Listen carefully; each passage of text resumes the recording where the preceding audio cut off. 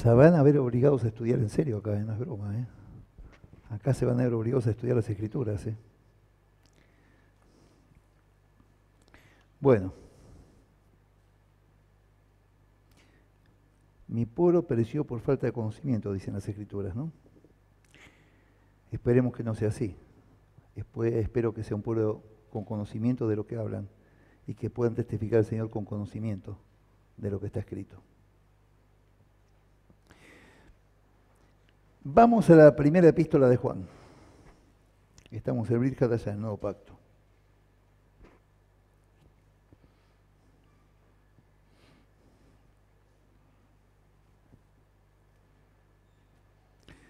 Ustedes saben que hay 3 Juanes en las Escrituras, en el Nuevo Pacto. Está Juan el Apóstol, discípulo del Señor. Está Juan el Bautista, el primo del Señor. Y el tercero no figura como Juan. Es Marcos, que es Juan. Que en realidad fue el primer libro del Nuevo Pacto. No fue Mateo, fue Marcos. Y tampoco fue escrito ni en hebreo ni en griego, el único. Fue escrito en arameo. Lo pusieron como segundo y además le pusieron Marcos en vez de Juan. En realidad es Juan Marcos.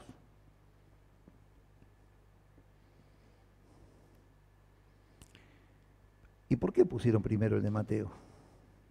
Le quitaron el puesto a Marcos, pobrecito, lo discriminaron. Mateo era levita, es decir, era un doctor en la Torá, como Pablo. Pablo no era levita, pero era fariseo.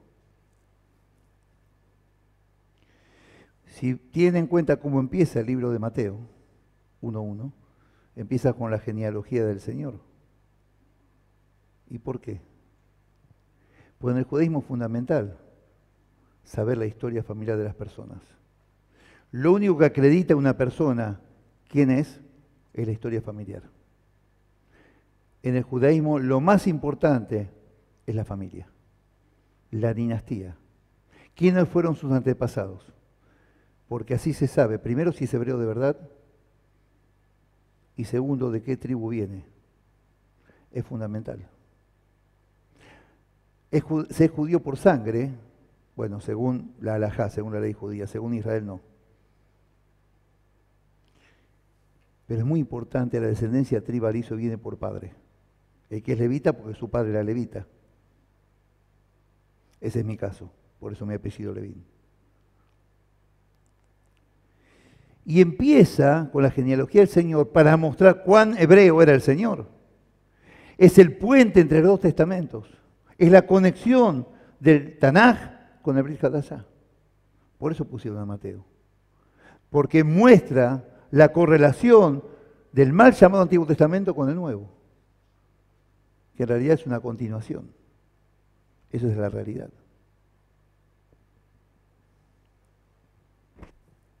Bien, aclarado esto, las epístolas son de Juan el Apóstol, no de Juan el Bautista. Es decir, apóstol, ¿por qué? Porque conoció al Señor. Por eso es apóstol. Según los exégetas, para ser apóstol hay que reunir 2 condiciones. Según los exégetas. Haber conocido al Señor y haber presenciado su resurrección. Esa es la condición para ser apóstol. Y Juan era uno de ellos. Comprobado, claro está. Bien.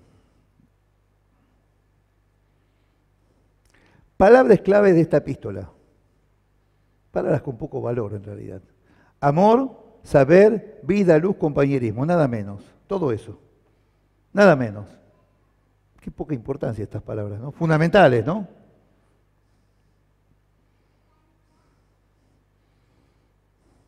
Y aunque parezca mentira, una de las fundamentales es compañerismo. Ahora decir, ¿por qué? Uno diría el amor, porque en realidad si uno estruja este libro, lo exprime así, La única palabra que va a salir es amor. Todo este libro está formado por la palabra amor, nada más. El amor de Dios por su creación y el amor entre las personas por el amor de Dios. Sin embargo, la palabra compañerismo dice todo. Les voy a explicar por qué. Tienen que venir a estudiar hebreo. Compañerismo en hebreo es javerut.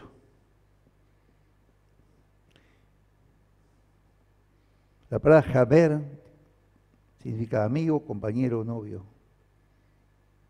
Pero viene un verbo hebreo que es lejaver, que es conectar o componer.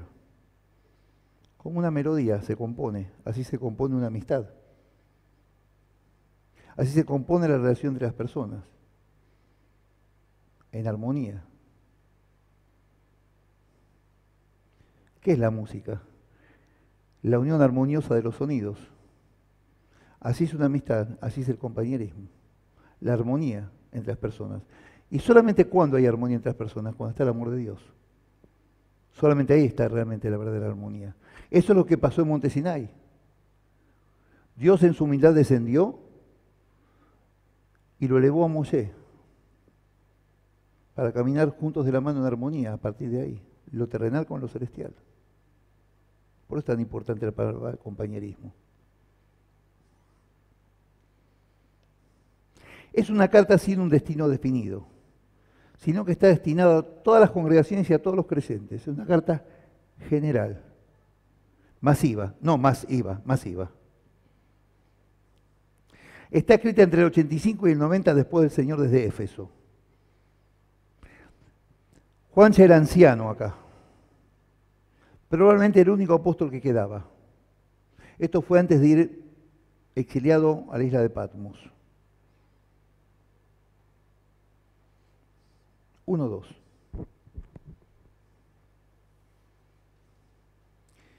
Pues la vida fue manifestada y la hemos visto y testificamos y os anunciamos la vida eterna, la cual estaba con el Padre y se nos manifestó. 1:3. Lo que hemos visto y oído, eso os anunciamos, para que también vosotros tengáis comunión con nosotros. Y nuestra comunión verdaderamente es con el Padre y con su Hijo, Yeshua HaMashiach. Estar en comunión, qué palabra interesante. ¿Qué quiere decir comunión? Algo en común que nos une, eso es comunión. Algo en común que nos une. Si no hay algo en común, no hay comunión. Es decir, tener algo en común. Algo que yo tengo y que ustedes también tienen. Algo que tenemos todos que hace que estemos juntos en este momento.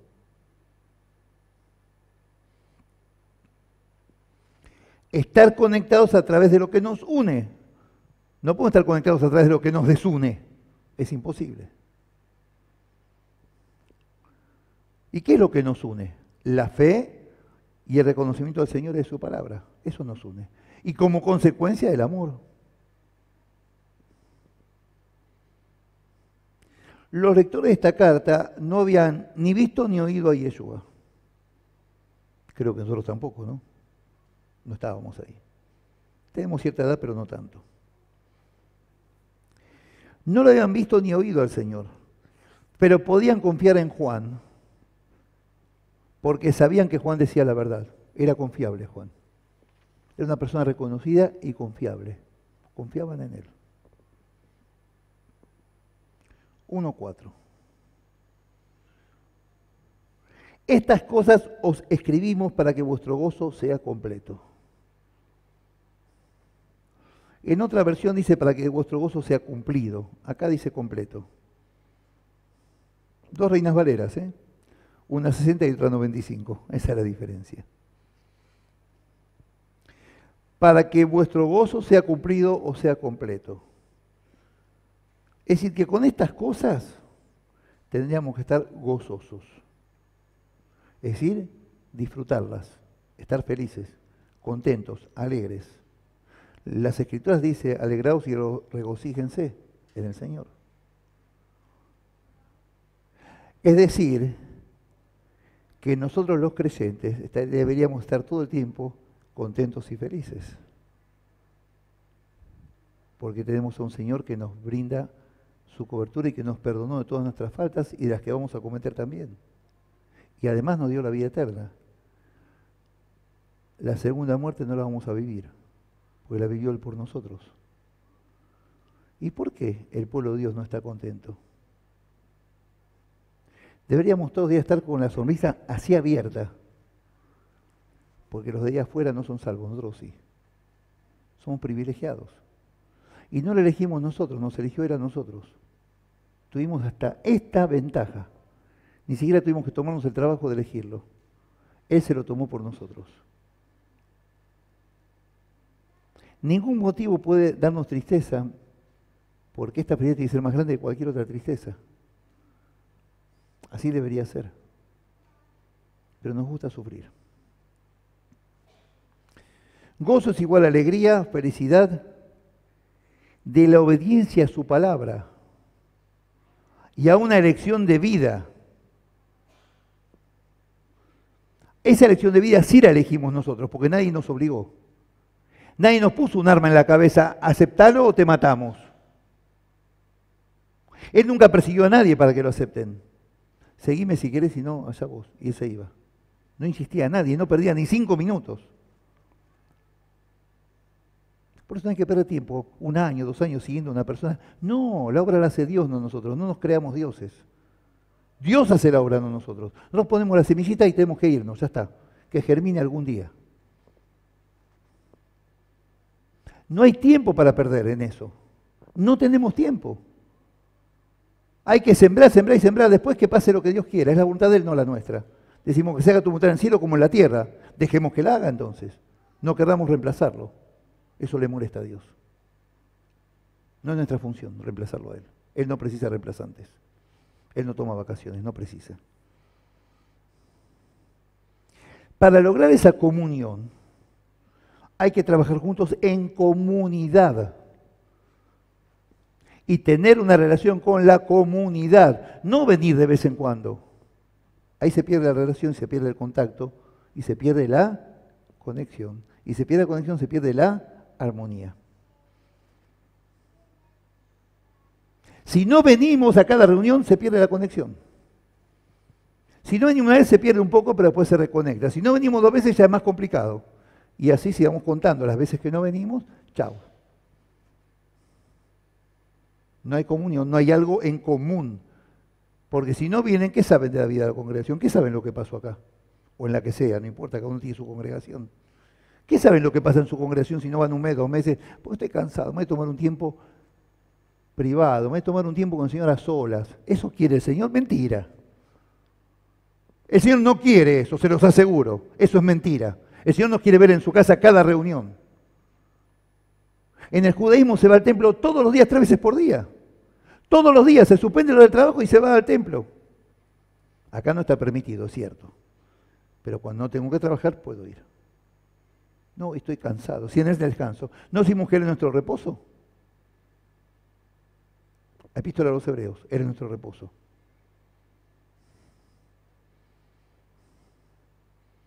Hay que estar en la congregación. Somos un cuerpo. Si me falta una pierna, estoy en un problema. Todos somos necesarios. Y Dios nos quiere a todos por igual. Acuérdense del medio ciclo que se ofrendaba al Mishkan. Era para contar con el medio ciclo de todos. Y todos por igual. Ninguno más ni menos. 1:6. Si decimos que tenemos comunión con Él y andamos en tinieblas, mentimos y no practicamos la verdad. Y no veo claro, no sé. Bueno, hay que pensar qué pasa dentro nuestro. Porque el Señor sí nos muestra las cosas. Si no las vemos es porque estamos con un problema. Porque no podemos, todo lo que tenemos que poner para verlo. Estamos en un problema.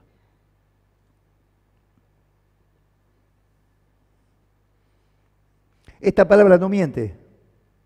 Juan lo dice clarito.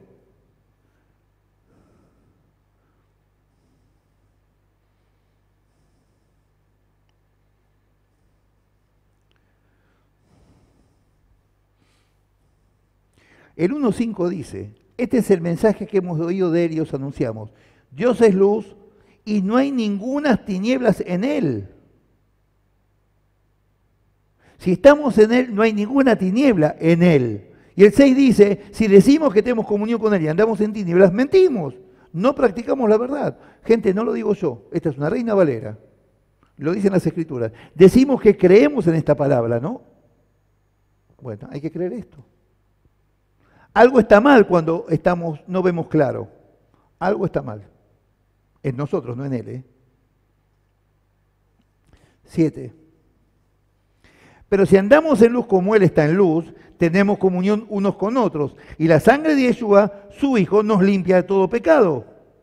¿Qué es lo que tenemos en común? La luz de Dios. ¿Que ilumina qué cosa? Todo. Todo ilumina. Y todo es todo.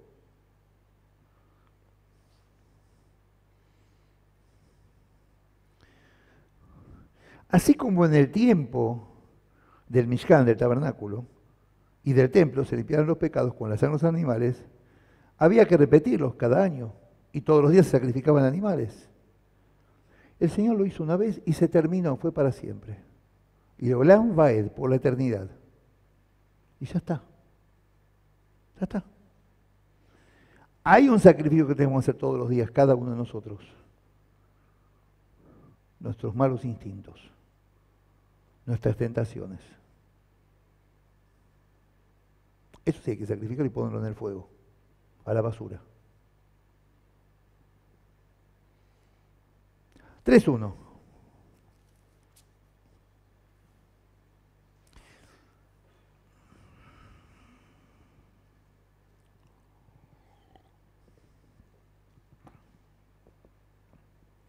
Mirad cuál amor nos ha dado el Padre para que seamos llamados hijos de Dios. ¿Ustedes saben lo que significa ser llamado hijo de Dios por Él?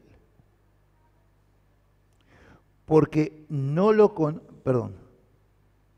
porque por esto el mundo no nos conoce, porque no lo conoció a Él. Repito, mirad cuál amor nos ha dado el Padre para que seamos llamados hijos de Dios. Por esto el mundo no nos conoce, porque no lo conoció a Él.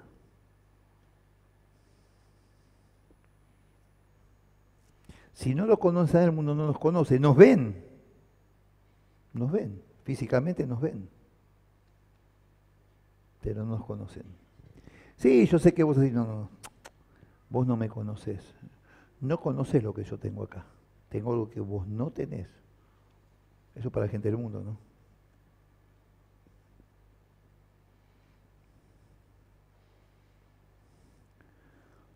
Lo que está diciendo que somos miembros de la familia de Dios. No dice que recordemos nuestros privilegios por ser hijos de Dios. Somos privilegiados. Él nos llama a sus hijos.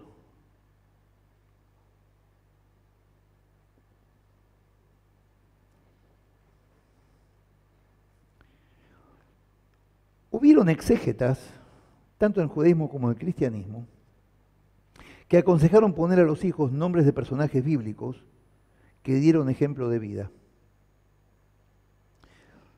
Esto era sigue siendo, para que esos niños o niñas tomaran como ejemplo a estas personas y trataran de imitarlos. Ese era el sentido de los nombres bíblicos. En mi familia no hay nadie que no tenga un nombre de la Torá. Mi padre se llamaba Abraham, mi madre se llamaba Sara. En serio, ¿eh? No mis padres espirituales, mis padres de sangre. Mi papá se llamaba Abraham, mi mamá se llamaba Sara. Yo me llamo José Noé, Yosef Noah. Mi hermana se llama Esther Noemí. Mi tío se llamaba Isaías.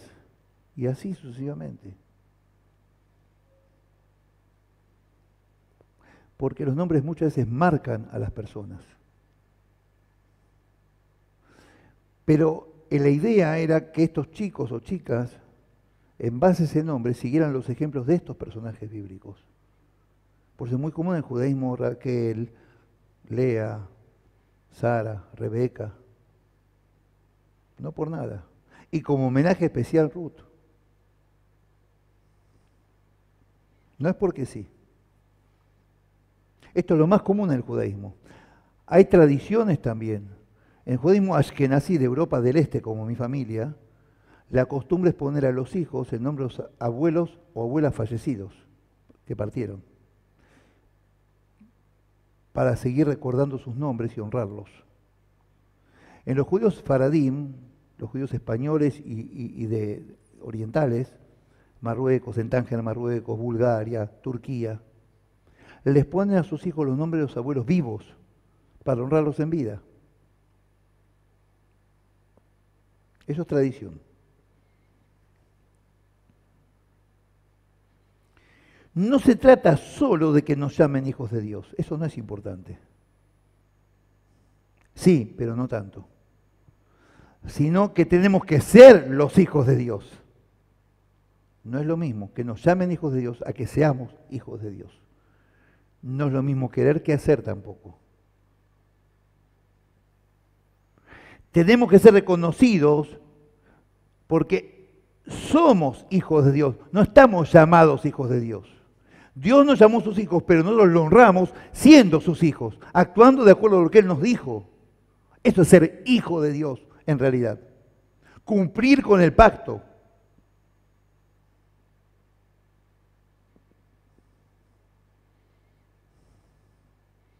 Ser considerado hijo o hija de Dios es un don, es un regalo. Un privilegio tan grande que hay que poder honrarlo. Es un privilegio enorme que no nos damos cuenta de lo que significa. ¿Saben qué significa? Que ahí tenemos un lugar ya marcado con nuestro nombre. Ya nuestro nombre está ya escrito en el corazón de Dios. Ya está. Pero eso hay que honrarlo y hay que perseverarlo.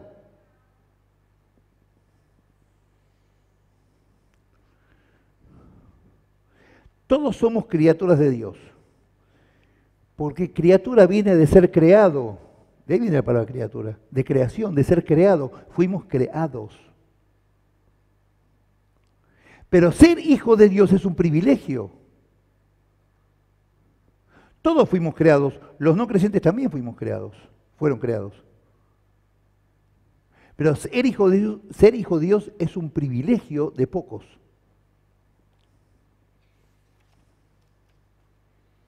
Hay una diferencia entre lo paterno y lo paternal. No es lo mismo. Paterno viene a ser padre de un hijo o una hija, no importa. Y paternal habla de una relación amorosa entre ambos.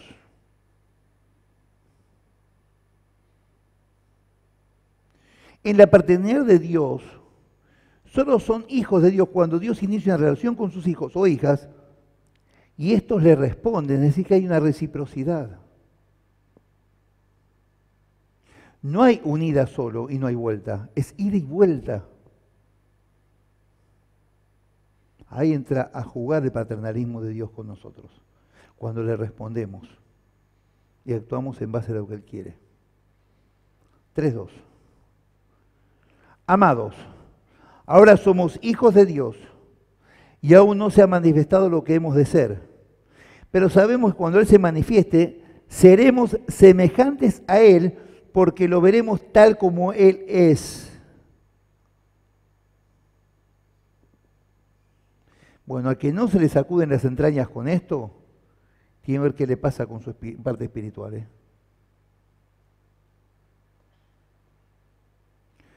Somos hijos de Dios y aún no se ha manifestado lo que hemos de ser, pero sabemos que cuando Él se manifieste seremos semejantes a Él, porque lo veremos tal como Él es. Seremos semejantes a Él. Esto nos retrotrae al Génesis, imagen y semejanza.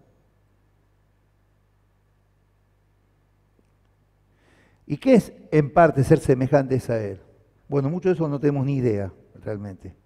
Solo Él sabe lo que está diciendo. Pero parte sí sabemos. Victoria sobre el pecado. Amor por los demás y confianza de delante de Dios. ¿Qué tal? Poca cosa, ¿no? ¿Se acuerdan la parábola del tesoro escondido? Bueno, si no la tienen que estudiar. No podemos ser como Dios a menos que lo veamos. Y no podemos verlo a menos que seamos puros de corazón. Mateo 5:8 dice, porque solamente los puros de corazón verán a Dios.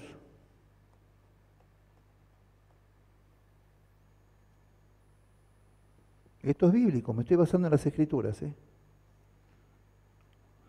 Para ver a Dios necesitamos la pureza que solamente Él nos puede dar. Nadie más ni ninguna otra cosa. 3:3. Y todo aquel que tiene esta esperanza en Él se purifica a sí mismo, así como Él es puro.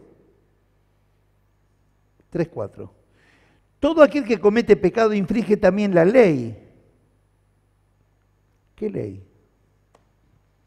¿La Torá o la ley de los hombres? Porque la ley es la ley de los hombres, lo que le agregaron los hombres. El legalismo. Todo el que comete pecado infringe la Torá.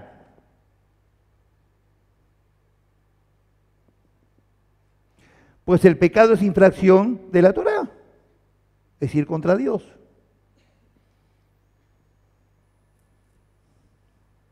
Hay que diferenciar entre cometer pecado y permanecer en el pecado. Son dos cosas diferentes. Muchos creyentes cometen o cometemos, hablamos dijo el mosquito, ¿no? Cometemos pecados, pero no aman un pecado en particular, ni deciden cometerlo. Es algo que a veces puede suceder a cualquiera. Eso es una cosa. Mientras no sea la intención. El que me dice que nunca cometió faltas, bueno, mejor empiece a orar por sí mismo. El que esté libre del pecado, que dijo el Señor que tire ¿qué? La primera piedra, ¿no? A veces mejor un cascote directamente, en una piedrita.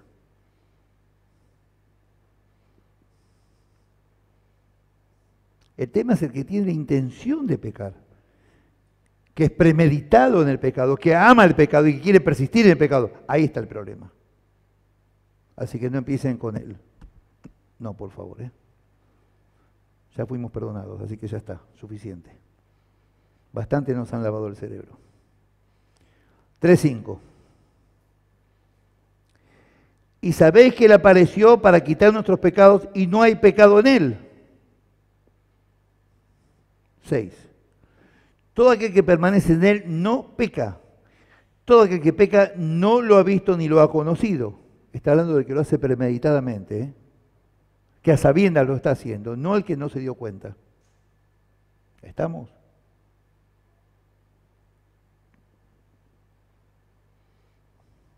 (3:7) Hijitos, nadie os engañe. El que hace justicia es justo como Él es justo. 3:8. El que practica el pecado es del diablo, porque el diablo peca desde el principio. Para esto apareció el Hijo de Dios, para deshacer las obras del diablo. Bueno, este está hablando de un grupo particular que surgió sobre todo en Corinto. Juan esto lo escribe desde Éfeso, este libro. Pero en Corinto pasó de todo. Era la Sodoma y Gomorra de esos tiempos, más o menos.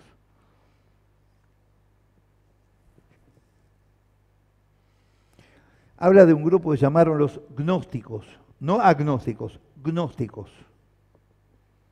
Es un grupo que surgió en Corinto, que fue aceptado en las congregaciones al principio hasta que fueron expulsados como herejes. Y ellos decían que el cuerpo no importa porque Dios es espíritu. Entonces lo que hiciéramos con el cuerpo no importaba. Podemos hacer lo que quisiéramos. Total, el cuerpo no importa, importa el espíritu. Totalmente satánico, diabólico, quisieron pudrir las congregaciones, fueron expulsados gracias a Dios.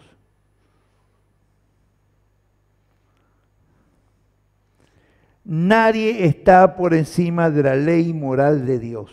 Nadie ni nada. El pecado es obedecerse a uno mismo en lugar de Dios. El pecado deshace la obra de Yeshua.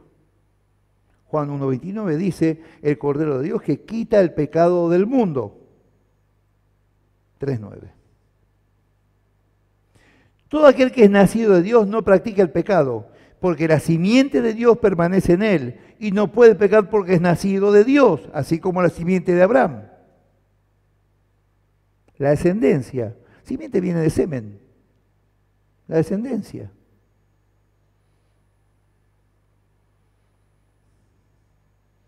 Juan no se refiere a los que a veces tienen una falta, sino a los que practican el pecado y buscan la forma de justificarlo. A esas personas se refiere Juan. Así que quédense tranquilos y tranquilas.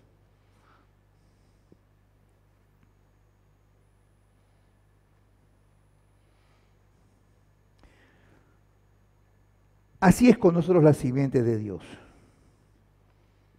Habita en nosotros. Esa simiente habita en nosotros. La simiente humana provoca el pecado, pero los hijos de Dios tenemos la simiente de Dios. ¿Y cómo se manifiesta esa simiente de Dios? El Ruach HaKodesh, el Espíritu Santo. ¿Qué otra cosa va a ser? Esa es la simiente de Dios. Dice el Señor, yo y mi Padre somos uno, junto con el Espíritu Santo son uno. Adonai Echad, la Shema. Dios es uno. La palabra de Dios es la que produce el nuevo nacimiento.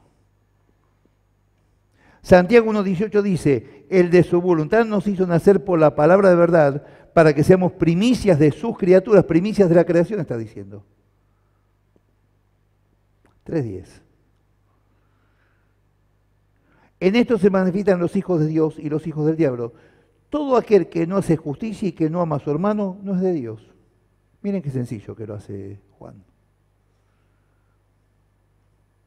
Todo aquel que no hace justicia y que no ama a su hermano, no es de Dios. 11. Este es el mensaje que habéis oído desde el principio. ¿Y qué es el principio? Génesis. Él estaba en el principio. Todo fue hecho para Él y por Él, dice la epístola a los Hebreos. Este es el mensaje que habéis oído al principio, que nos amemos unos a otros. Vea, Aptale la jaca mojá, Sefer Baikra, amarás a tu prójimo como a ti mismo, libro de Levítico 18:18.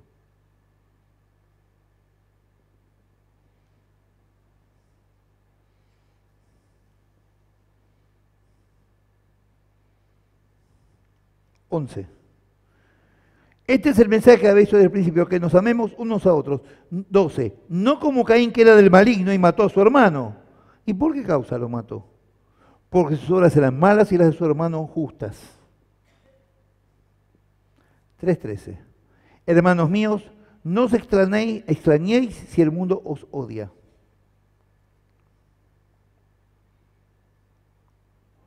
No nos extrañemos si el mundo nos odia. Y si el mundo nos odia, la verdad, y nos persigue, y nos quiere matar, y se burla de nosotros, sinceramente es para hacer una fiesta. Es para alegrarnos. ¿Saben por qué? Significa que al enemigo le molestamos porque estamos haciendo las cosas bien. Y bendito Dios por eso. ¿Se entiende lo que estoy diciendo, no? No soy masoquista, ¿eh? Si nos odia es porque le molestamos. Y si le molestamos es porque estamos frenando su avance. Quiere decir que estamos caminando bien, limpiando piedras del camino para las futuras generaciones.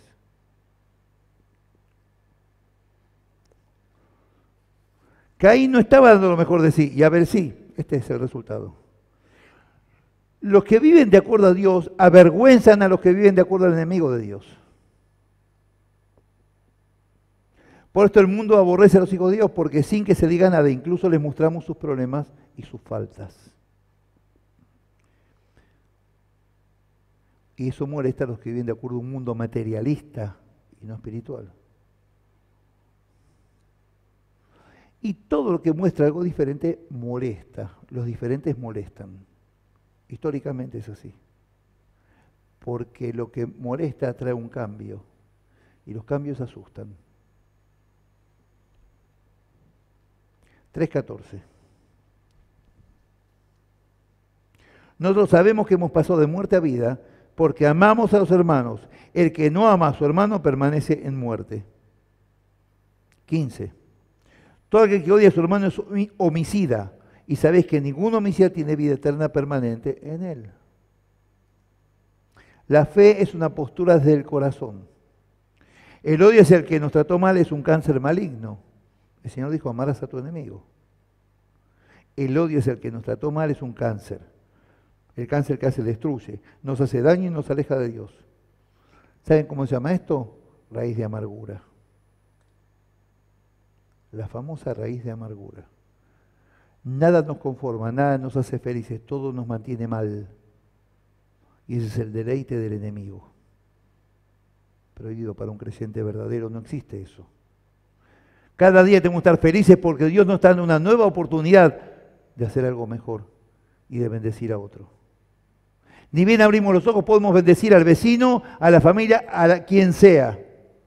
Podemos difundir su palabra un día más y mostrar el amor de Dios a cada criatura, honrando a nuestro Dios. 3:16. En esto hemos conocido el amor en que Él puso su vida por nosotros. También nosotros debemos poner nuestras vidas por los hermanos. Uy. Yo arriesgarme la vida por otro, para. Él sí, Él es Dios que lo haga. Yo, bueno, ahí vamos mal. Que los otros lo hagan por mí, yo no. Total, otro lo va a hacer por mí. Y así nos va a ir.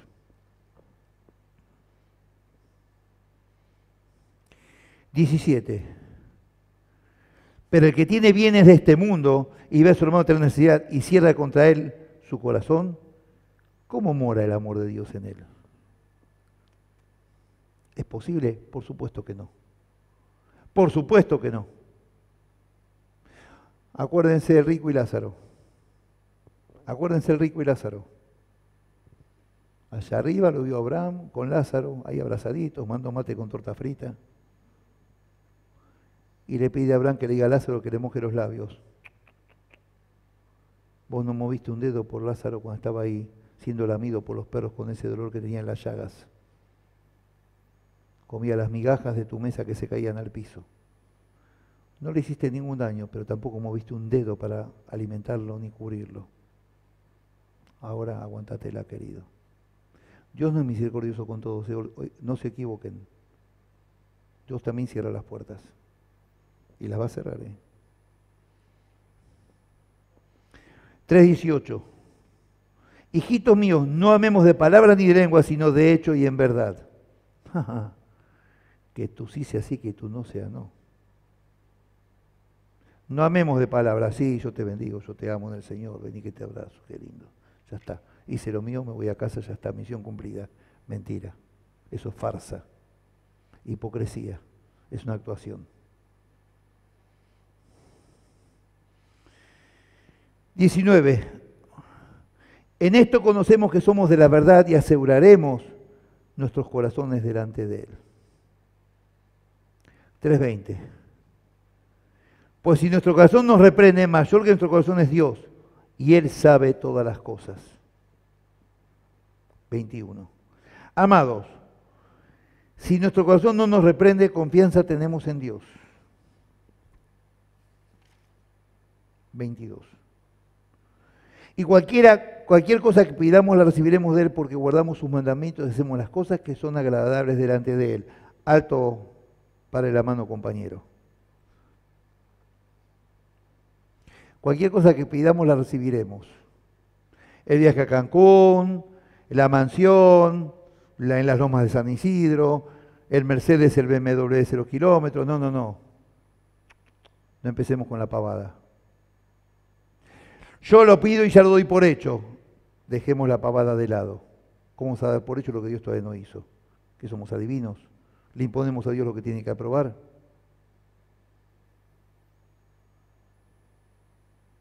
¿Cómo es eso de que lo que pidamos la recibiremos?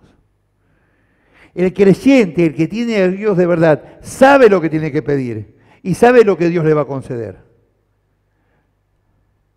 Una bendición espiritual, gente. Revelación de su palabra para vivir mejor una vida en Él. No empecemos con la pavada, yo declaro y se va a hacer. Yo soy Dios que puedo declarar y hacer. Él declara y se hace. Solamente Él. No manipulemos la palabra de Dios. Ni permitamos que nos manipulen a nosotros. Pedid, pero pedid bien, dice la palabra. Pedid lo que sabés que tenés que pedir. Dios no tiene tiempo para pavadas. Si buscamos la voluntad de Dios en nuestras vidas, Él nos conceda porque sabemos lo que debemos pedir. Que se haga tu voluntad en el cielo como en la tierra y en mi vida. No la mía. 3:23.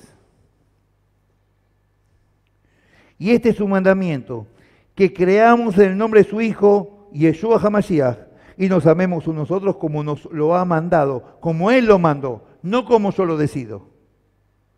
24. El que guarda sus mandamientos permanece en Dios y Dios en él. Y en esto sabemos que Él permanece en nosotros por el Espíritu que nos ha dado.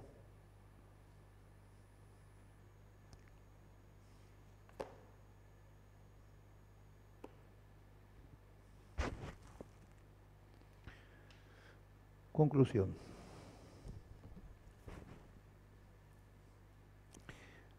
Tenemos que ver en nuestros corazones cómo estamos ante Dios. Cada noche antes de acostarnos, cómo estuvimos hoy. Tenemos que ver qué es lo que tenemos que ajustar en nuestras vidas para bendecir a otros. Todo tiene que ser en función de bendecir a otros, no a nosotros. El creyente tiene que dedicarse a buscar cómo bendecir al otro. Todo es en función de los demás, no en función mía.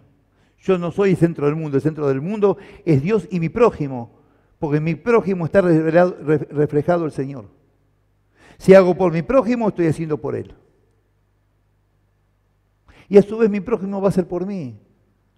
Es un ida y vuelta, acuérdense. No hay que esperar nada, hay que hacer. Y Dios va a dar. ¿Y qué va a dar? Bendición. ¿Cuál es la bendición? Entender mejor su voluntad para mi vida. Y caminar sus caminos con un corazón entregado de verdad. Y ser un hijo de Dios en los hechos, no solo en el nombre. Porque no sirve para nada. Nos autoengañamos y vamos al fracaso. Que el Señor les bendiga.